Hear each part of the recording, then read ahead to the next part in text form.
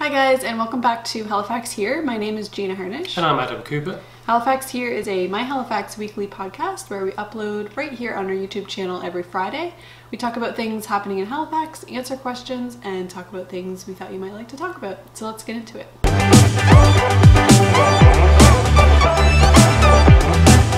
So for this week's episode, we thought it might be fun to talk about some of our favorite things. I kind of went for like current favorites, but this could be like a monthly, I don't know, we might, like we could make this a monthly episode. Monthly thing, or like every couple months, because I don't know if my favorites would change that much every month. No. But yeah, I mean, we just thought it'd be fun. So we each have 5 things that are completely random things that we like. Do you want to go first? Sure. I'm going to start with my edible one. I'm on a bit of a high for Skittles. These aren't Skittles, these are Smarties right now. And I don't know why, as a kid I used to love them. My mom's like super loves the orange one. And when we bought some for Easter and they were orange, and the orange one tasted like orange, and that's apparently something you only get in England. But I just really love Smarties right now. It blew my mind because you bought them from Pete's Fruity. Yeah. And it was like an Easter Smarties egg thing, and I was eating them and I was like, I taste orange. I thought it was crazy. What? Because like in Canada, Smarties all taste the same. Yeah. And I was like getting you to try them, and you were like, yeah, they taste like orange. Then we Googled it. Yeah. But I never knew that, because when I had them in England, that's how they tasted. Yeah. And then as I came here, the chocolate tastes different anyway. Yeah. So then when you try that, it's like, wait, they do taste different. You just never like... Yeah. But, yeah. You just don't know any different, and that's kind of the fun thing for that. And M&M is the king of all the chocolate for me, because it doesn't melt. But I don't know about the Smarties lately have just been like, yeah, that's a good. Yeah. So they're one of my current favorites. Yeah. As a candy fiend, that will change regularly. Mm-hmm. You're up, kiddo? So I have a few books, so I'll try and like alternate them. Well, 1.5 books. So the first book I have is called A Darker Shade of Magic by V.E. Schwab, and I'm about a little over halfway through. Like 2/3. Yeah. I feel like I don't know, I've been in a really bad reading slump for like a really long time, and it's made me very sad. I've been in a reading slump my whole life. Because I love reading. I used to read a lot, and I don't know, I just like, I've been in this horrible reading slump, and it's made me very sad. But recently I've been watching a few like book reviews on YouTube and stuff like that.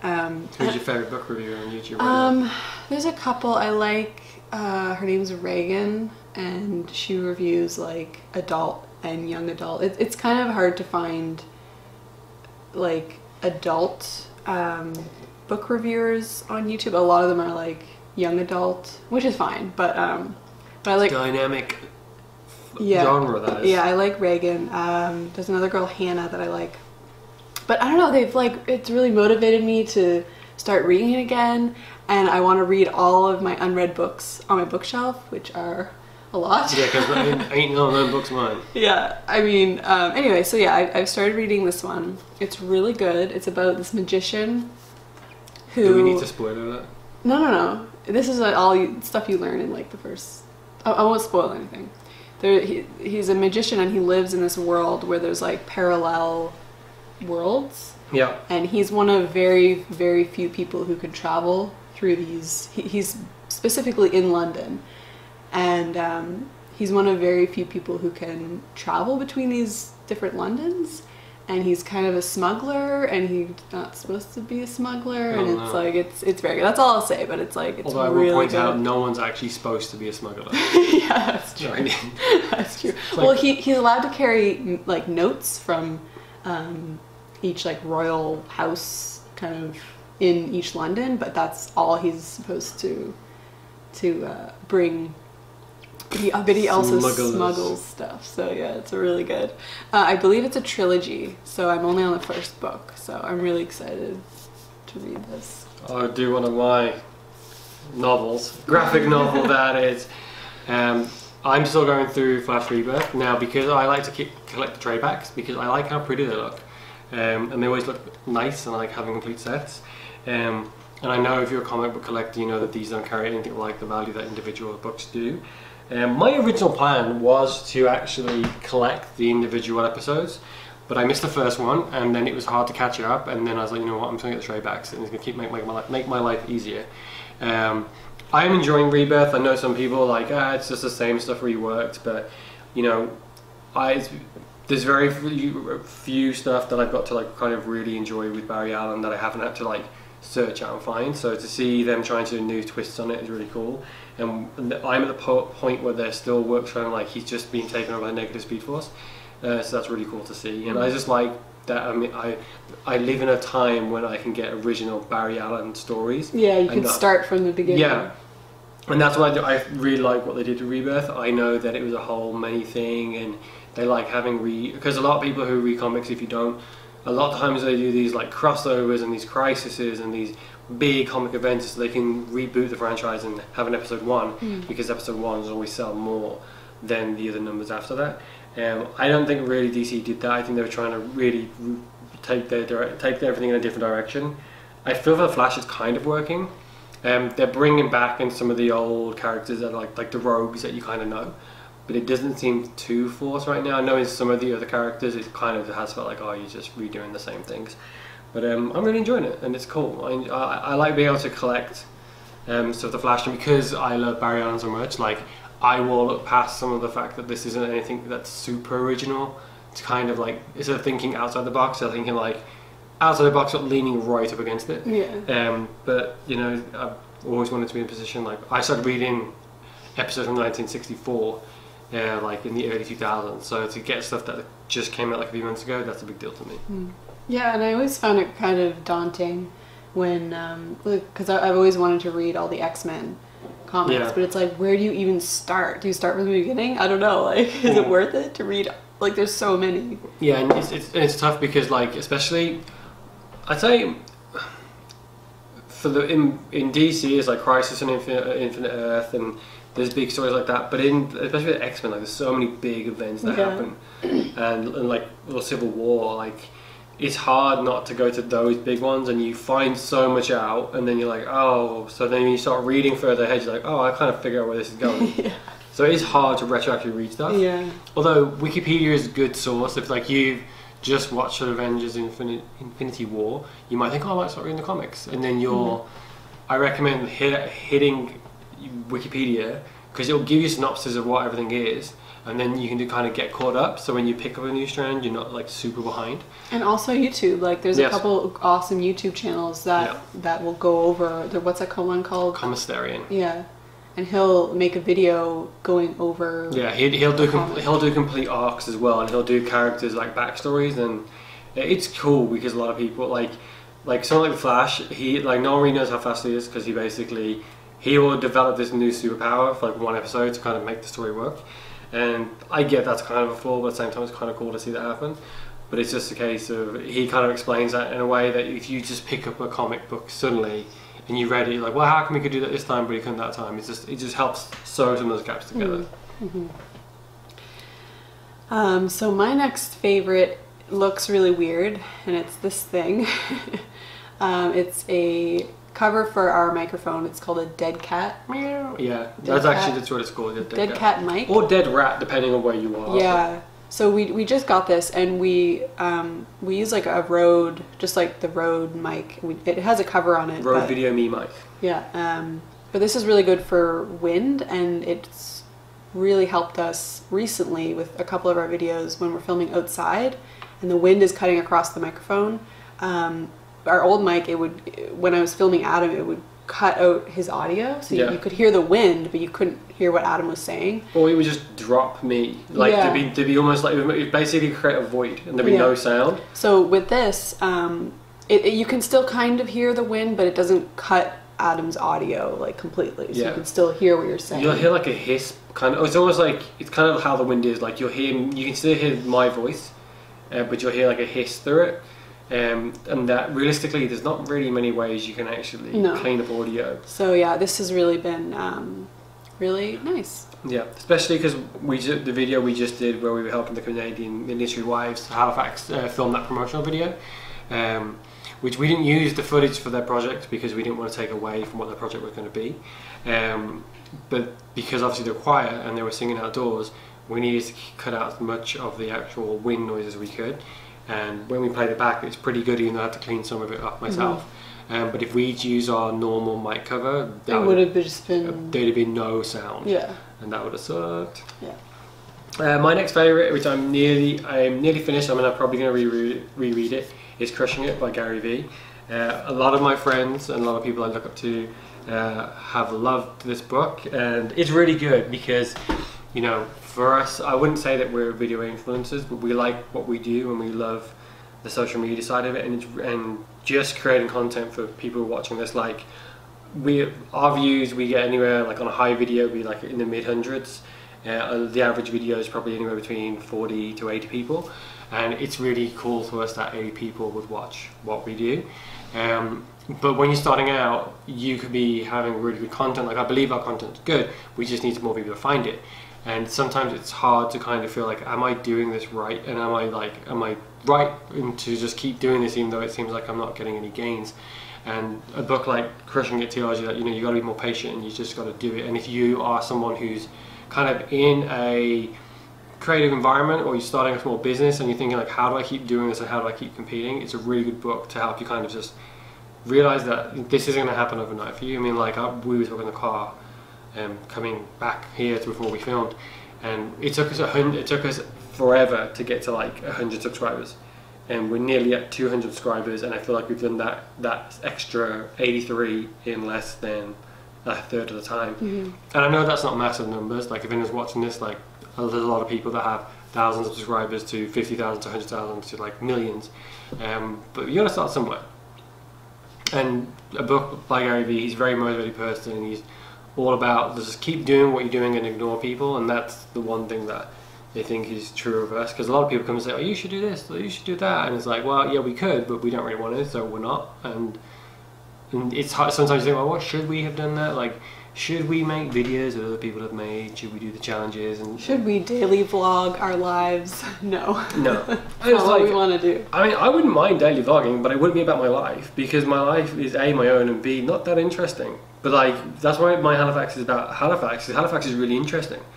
But like me, you want to watch me clean my teeth? Like, it ain't pretty. Yeah. So my next favorite is also a graphic novel. Saga. This is the 8th volume of the trade back, and it's so good. I actually have not read this one yet. I'm all caught up to number 7, but I have not read this one yet, and it's just amazing. If you like weird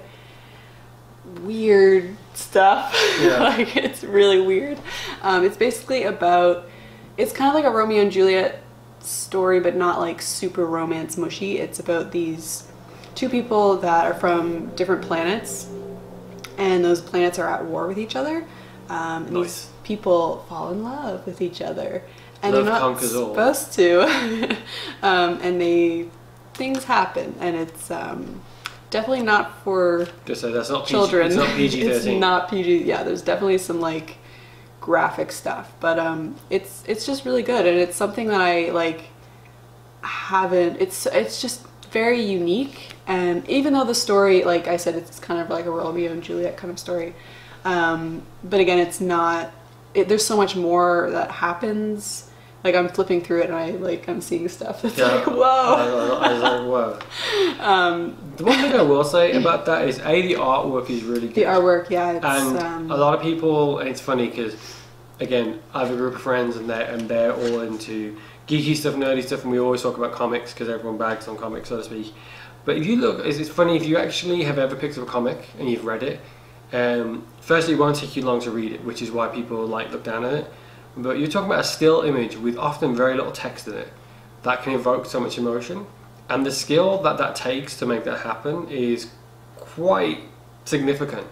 And read it, and like, some of the artwork in The Flash is like really good, and some of the artwork in Saga is like, it's beautiful, it's beautifully drawn. Or illustrated, I guess would be the best way to describe it. But like, I look at when I first started reading the early Flashes, it was more about Barry Allen being a scientist, and that's how he became a superhero, and that's kind of what kept superheroes going, because at some point all the superheroes have been used for like fighting Hitler and during the war and stuff, and people are like, we don't want to do this, we want to see what space is like. And I kind of feel like The Flash is a good balance between like science and being a superhero, but Sega's all about like out in space and it's just like let your imagination go. And I just think that's really cool. Yeah, so it's illustrated by Fiona Staples and written by Brian K. Vaughan. So yeah, you should check it out. Those guys know what they're doing. This is really a metaphor because we can't film. I can't film the camera, show you the camera we're filming with it. This is an older camera of ours, but I love our new camera. It's one of my favorite things. Just because the setup on it is easy. It is super. Again, it's super easy to use. It takes such clear images. Like before, we'd have to do so much work trying to get the other camera to kind of do what we wanted it to do, and it wasn't the case of the bad camera. It's just that with anything to do with filmmaking, you eventually like outgrow what you need it to do, and then you kind of need to get more technical, and then it's easier to go with more modern stuff. We also switched from Nikon to Canon, which I think was a big difference too, just in terms of the color palette that comes out of it. But when we were filming, it was funny because when we were filming the Quiet, I was using the old camera and Gina was using the new one. The new one we used for the actual sound and the static shot because it was a really well framed shot.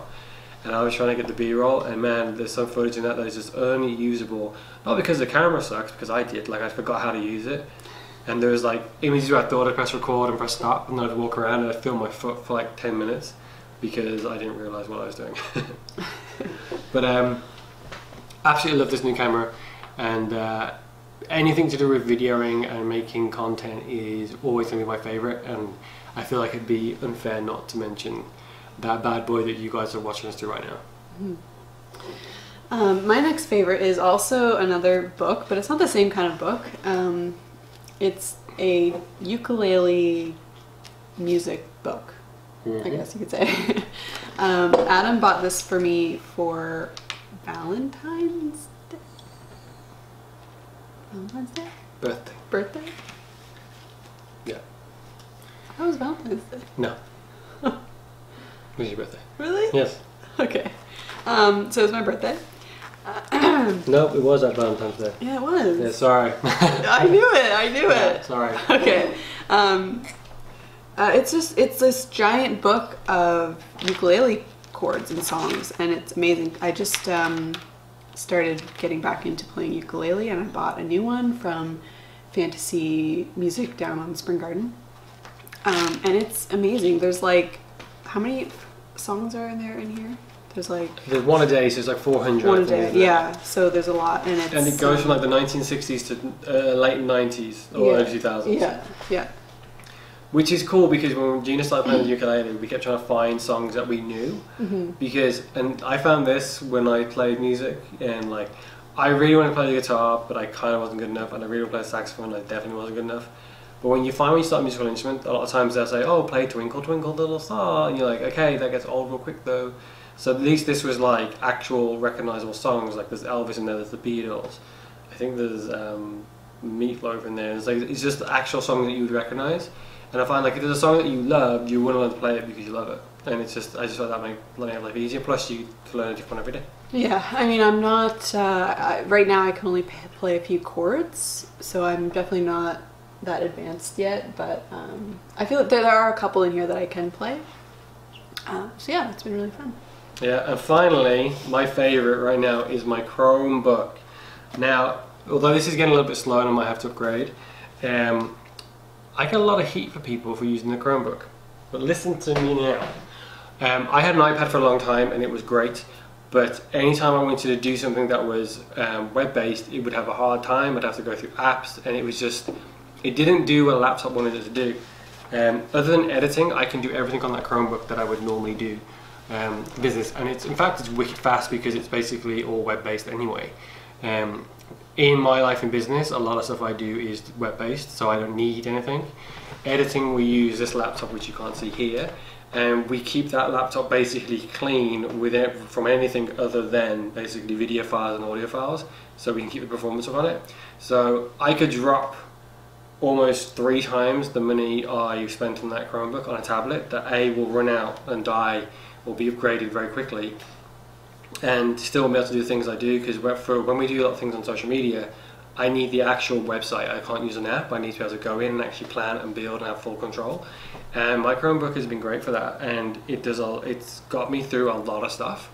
And a lot of people look at it and say, oh, they're for kids, but I disagree with that. I think if you are happy using Chrome OS and you can access all your files online, whether it be through G Suite or Dropbox or even Evernote, like, it will do a hell of a lot. And like I said, you can pick these up for as less than $300. I think I got mine on sale for like $150, plus tax and shipping and all that stuff.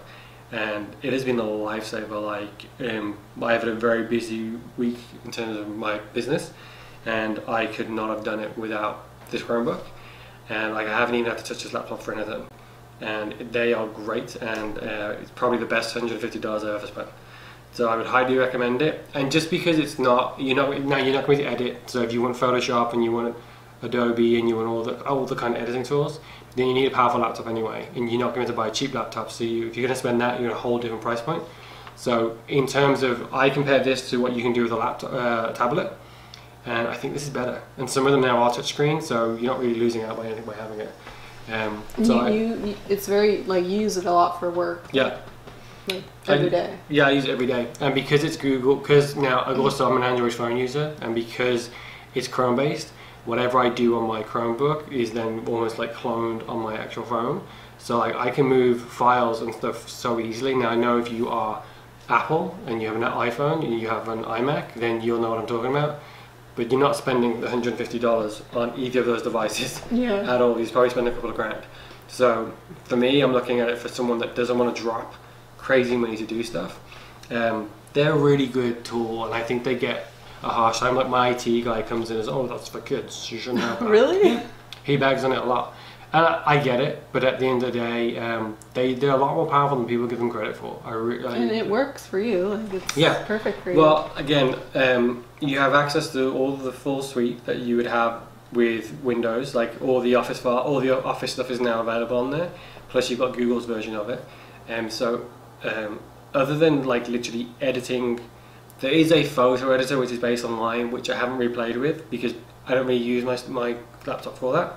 And I'd say that if you're just looking for web-based stuff like writing articles, sending emails, browsing and buying stuff, and just using it for regular use, as in not editing or creating something crazy, they pack a lot of punch, and they are wicked fast. Like, they are crazy fast. It's like, I actually saw someone screen test the internet, and his internet tapped out at 60 megabytes, and his Chromebook was running at 123 megabytes a second. He's like, how is it faster than my internet? I was like, I don't know, bro, but it is. And it's just a really good, useful tool. And I know when it gets time when kids are going to start thinking of going to school, and you're thinking, do I drop $700 on an iPad or do I buy a Chromebook? I'd probably go Chromebook, because if it's broken and lost, it's easy to replace. And all you need to basically do is have a Gmail account and sign in and sign out, and they are interchangeable. Like, it's a lot easier than you'd think. And I'd recommend it to anybody. My last favorite are a pair of shoes. They're kind of probably dirty because I just wore them. They are Skechers Go-Go Run. Didn't know that's what they were called. Yeah, it's the best name ever. I just bought these because Adam and we go for a lot of walks, and I don't really have a pair of like walking shoes. I have like gym shoes and that stuff. So I was just wearing my Keds, which are fine, but they're very thin. So when we're walking for like an hour, my feet hurt. So I decided to buy a new pair of shoes, and those are like, they feel like I'm walking on a cloud, and it's amazing. And I really enjoyed it, and it has made our walks a lot better. So. Well, I mean, our walks have always been cool, but it's like, I mean, I must admit, like, I'm not really a shoe guy. Like, I have gym shoes. I have like 2 pair of dress shoes for like business stuff. One slip on, one not slip on. I have winter boots, and I think that's it. And even I'm like walking around thinking, you know what, I could probably do some air shoes that Gina has, because they look fun. And like, we are walking more and doing like more outdoory stuff, and you can't wear hiking boots like all the time, and they get heavy. It's like, like we walked along a boardwalk, and again, the shoes I have now, they're an easy walk. But I was like, you know what, I think I'd enjoy this more if I didn't kind of feel like my feet starting to ache. Like, those are really light, and they have a lot of cushion, so it's very, very nice. So yeah, I think that's pretty much it. So those are a few of our current favorites. Let us know in the comments below what some of your current favorites are. Next week we're going to be talking about how we feature people in our Halifax vlog. So tune in next week. Don't forget to follow us on all of our social media. You can find us on Facebook, Twitter, Instagram, and of course right here on YouTube. If there's anything else you'd like us to talk about, please also leave a comment below, and have a great weekend. Bye. Bye guys.